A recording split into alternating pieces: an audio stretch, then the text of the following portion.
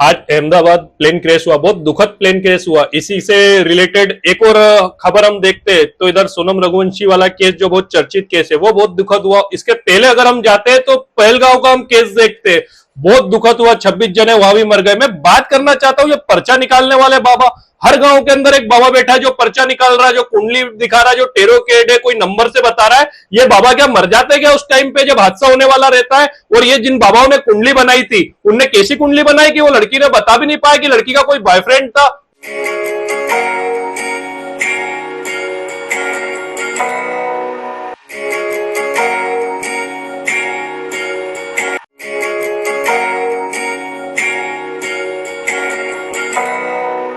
मैं Ahmedabad plane crash में जितने यात्री जो दुखद घटना हुई है और जो मर गए मैं उनको श्रद्धांजलि देना चाहता हूं। मैं बात करना चाहता हूं इसके पहले पहलगांव में भी जो शहीद हो गए हमारे आतंकवादी हमले में, मैं उनको भी श्रद्धांजलि इस मंच से देना चाहता हूं।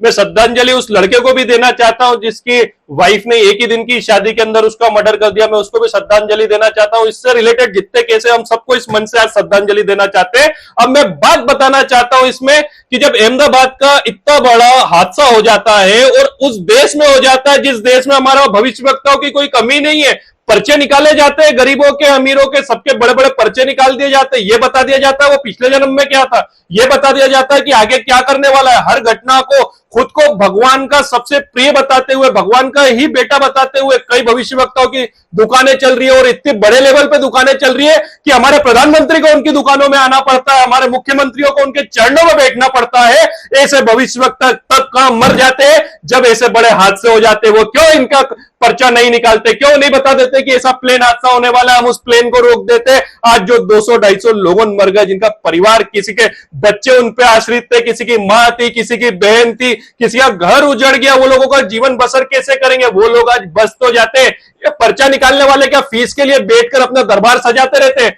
बड़े बड़े दरबारों में बड़ी बड़ी बातें करते हैं कि भगवानों से फोन पे बातें होती है, यहां तक कि बेवकूफों वाली बातें करते हैं। आज मैं बताना चाहता हूं, हम सोनम रघुवंशी के ऊपर आते हैं, सब बात कर रहे हैं कि उसने उसके पति को मार दिया। मैं बताना चाहता हूं कि उस शादी के वीडियो हम लोगों ने और आप लोगों ने देखे सोशल मीडिया पे, बिल्कुल ट्रेडिशन ढंग से शादी हुई है। उस शादी में सोनम और राजा रघुवंशी की कुंडली मिलाई गई है। मैं उस पंडित के ऊपर भी केस करने की बात करना चाहता हूं कि उस पंडित के ऊपर भी केस हो। जब कुंडली मिलाई, सारे गुण मिला दिए, तब उस पंडित ने कुंडली में देखकर यह क्यों नहीं बताया कि इसका अफेयर किसी नौकर के साथ था? ये क्यों नहीं बताया कि राजा रघुवंशी की मौत होने वाली है? कुंडली तो दोनों की देखी थी ना। इन पंडितों के ऊपर भी केस होना चाहिए क्योंकि उस पंडित ने बड़ी बड़ी बातें करी होगी कि सुखमय जीवन होगा, घर अच्छे से चला होगा, तब जाके दोनों परिवार ने उनकी शादी कराई गई होगी। मैं पहलगांव वाले केस में भी चर्चा करना चाहता हूं। न तो किसी पंडित ने किसी ने बताया कि वहां पर ऐसा हादसा होगा, न किसी भविष्यवक्ता, न किसी पर्चा निकालने वाले ने ऐसा बताया।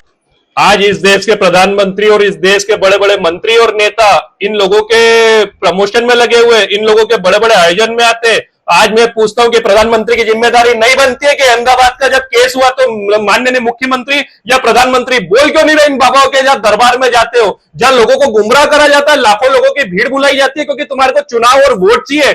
वोट के लिए तुम उन बाबाओं के वहां पर दरबार में खड़े होकर हाथ जोड़ के खड़े होते हो और वो बाबा बड़ी बेशर्मी से तुम लोगों के पर्चे निकालता है या तुम लोगों का भविष्य बताता है या तुम लोगों की कुंडली बताता है। जब ऐसे हादसे होते हैं तो मैं इस देश के मंत्री और इस देश के नेता और इस देश की आम जनता और उसके अंदर जो बैठी हुई है लाखों की भीड़, वो बेवकूफों की भीड़ से पूछना चाहता हूं उस बाबा से। वो जब माइक देते तो एक सवाल नहीं पूछ सकते, बाबा जब ऐसे लोग मर जाते, कितने बबावरे हो जाते, तब तुम लोग कहां जाते हो बाबा? उनका पर्चा क्यों नहीं निकालते? मैं आज बोलना चाहता हूं और मैं सभी से मैं निवेदन करना चाहता हूं कि ये आस्था का विषय कोई किस बाबा को मानता है, मैं किसी बाबा या किसी की आस्था को ठेस पहुंची है तो मैं अपनी तरफ से माफी मांगना चाहता हूं, पर मैं सवाल उठाना चाहता हूं क्योंकि मैं पढ़ा लिखा हूं, एजुकेट हूं और एजुकेशन का मतलब होता है कि हम सवाल उठाएं। और मैं उन नास्तिक लोगों से सवाल उठाना चाहता हूं जो नास्तिक की बड़ी बड़ी बातें करते हैं, खुद को नास्तिक बोलते हैं, खुद को कोई बुद्धिज्म बोलता है, कोई अलग अलग हमारे वहां विभिन्न प्रकार के लोगों रहते हो बातें करते हैं। जब ऐसी बातें होती है तो उनका काम है सवाल उठाना,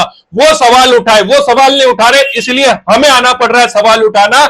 और किसी की भी आस्था को अगर ठेस पहुंचती है तो उसके लिए हम माफी चाहते हैं। मैं आप लोगों को बताना चाहता हूं, अगर आप लोग इन सब बातों से सहमत हो, हमारी बातों से सहमत हो, तो हमारे चैनल को लाइक करें, सब्सक्राइब करें और हमारे ऊपर जो आप मैसेज करते हैं, अगर आपको अगला टॉपिक जिस पे भी हम चर्चा कर सकते हैं या आप चाहते हैं हम लोग चर्चा करें, तो आप लोग उस पर कमेंट्स करिए। जो भी टॉपिक आप लोग दोगे हम उस पर निष्पक्षता से और हमारे एक अलग नजरिए के साथ हम उस पर चर्चा करेंगे।